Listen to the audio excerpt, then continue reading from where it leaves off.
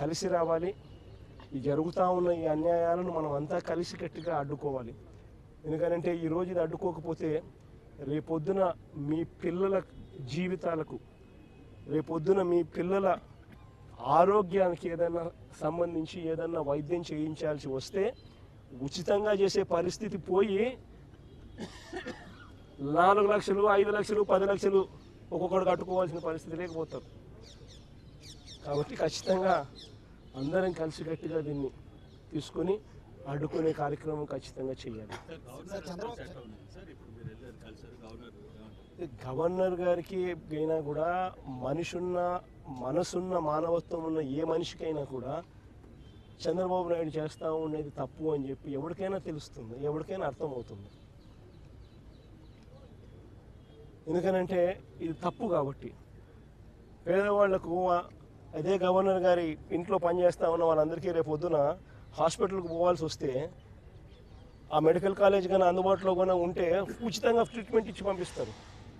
ఆ medical college private అయినా అనుకో ఒక్కొక్క లక్షల రూపాయలు, 2 లక్షలు 3 లక్షలు 4 లక్షలు కట్టాలా. ఎవరికైనా కూడా బాధ అనేది తలెక్కుకున్నట్లుంటుంది. గవర్నర్ గారికి ఇంకా మనసు ఎక్కువ, పెద్ద మనసు. ఆయనకు అందరికన్నా ఇంకా ఎక్కువ బాధ కలుగుతుంది, బాధ కలిగింది. దానివల్ల ఇంకా ఫర్దర్గా పాజిటివ్ రిజల్ట్స్ వస్తాయని ఆశిస్తున్నాం. కానీ ప్రతి ద్వారము మేము తడతాము. కోర్టు గడప కూడా ఎక్కే కార్యక్రమం చేస్తాము.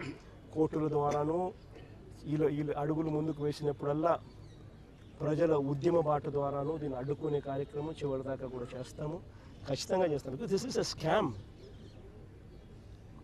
గవర్నమెంట్ ల్యాండ్, గవర్నమెంట్ బిల్డింగులు, government staff, government equipment, government జీతాలు, ప్రైవేట్ వానికి పేరు, మళ్ళా మోసం చేసేందుకు, డైవర్షన్ చేసేదానికి ఈయనకి ఏమంటాడు? గవర్నమెంట్ పేరు మాత్రమే పెడతామని అంటాడు. రేపు పొద్దున హెరిటేజ్ కంపెనీకి గవర్నమెంట్ పేరు పెట్టి కింద చిన్న హెరిటేజ్ అని పెడితే హెరిటేజ్ గవర్నమెంట్ అయిపోతుందా? అందరూ ఆలోచన చేయాలి. మోసం చేయడానికైనా హద్దు పొద్దు ఉండాలి కదండి. ఏదైనా కానీ మరీ చెవులో పూలు పెట్టేదానికి అంత ఎట్ట కనపడుతున్నామండి ఎవరికైనా కానీ ప్రజలంటే. మరి ఇంత దారుణంగా చెవులో పూలు పెడితే ఎట్ట? సూపర్ 6 ఒక మోసం, సూపర్ 7 ఒక మోసం.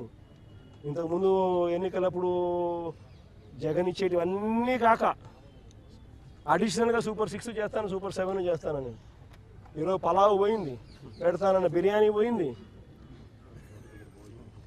ప్రజలు పూర్తిగా రోడ్డు మీద రోడ్డును పడిన పరిస్థితులు ఈరోజు కనిపిస్తూ ఉన్నాయి. అభికథ దేవుడు ఎరుగు. చదువుకుంటున్న పిల్లలకు ఫీజు రీయింబర్స్మెంట్ లేదు. ఈ డిసెంబర్ వస్తే 8 క్వార్టర్లు. విద్యా దీవెన లేదు, వసతి దీవెన లేదు. పిల్లలు చదువులు మానేస్తూ ఉన్నారు. GR రేషియోస్ తగ్గినాయి. ఆరోగ్యశ్రీ లేదు. నెట్వర్క్ హాస్పిటల్స్కి ఇవ్వాల్సిన బకాయిలు ఇవ్వకపోవడంతో వాళ్ళు బోర్డులు తిప్పేసినారు. మరోవైపు గవర్నమెంట్ హాస్పిటల్ పరిస్థితి ఇది, అది కూడా ప్రైవేట్కి ఇచ్చేస్తున్నాడు.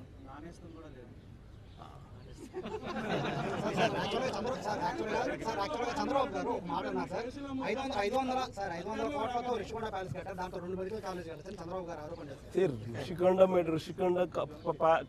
రిషికొండలో నువ్వు చెప్పే హోటల్ రిసార్ట్ కార్యక్రమం ఏదైతే ఉందో 230 కోట్లు 240 కోట్లు అది పొద్దు విశాఖపట్నానికి నిజంగా ఆనిముత్యంగా ఉంది. అదే చంద్రబాబు నాయుడు యోగా కోసం, యోగా గుర్తుందా? యోగా అనేది గుర్తుందా? ఒక్కరోజు ప్రోగ్రాం యోగాకు ఖర్చు పెట్టిందంత 330 కోట్లు. 330 కోట్లు. కనీసం నేనన్నా 240 కోట్లు పెట్టి బ్రహ్మాండమైన బిల్డింగ్ కట్టి విశాఖపట్నానికి తలమానికంగా ఉంది ఆ బిల్డింగ్. ఈ పొద్దు కూడా పోయినాను అనుకో, ఆ బిల్డింగ్లోకి ఎవరైనా పోయి చూస్తే విశాఖపట్నం అంతా టూరిస్ట్ ప్లేస్ కింద అది కనపడుతుంది. పెద్ద పెద్ద వాళ్ళందరూ దాంట్లో వచ్చి ఇప్పుడు గవర్నర్ గారు పోయినారు అనుకో, లేదా మోడీ గారు వచ్చినారు అనుకో, లేకపోతే పుతిన్ వచ్చినాడు అనుకో, లేదా రష్యన్ ప్రెసిడెంట్ పుతిన్ వచ్చినాడు అనుకో, ఎక్కడ పెడతారు? బ్రహ్మాండమైన రాజభవనం లాంటి బిల్డింగ్ అది. 230 కోట్లతో మేము కట్టినందుకు మాన్యుమెంట్ అక్కడ తయారైంది. వేరే ఇక్కడ ఒకరోజు యోగా, ఒకరోజు 330 కోట్లు, 330 కోట్లు ఆవిరి. దాన్ని ఏమంటారు? స్కామ్ కాకపోతే అది నా మాటలకి అయ్యే ఖర్చు.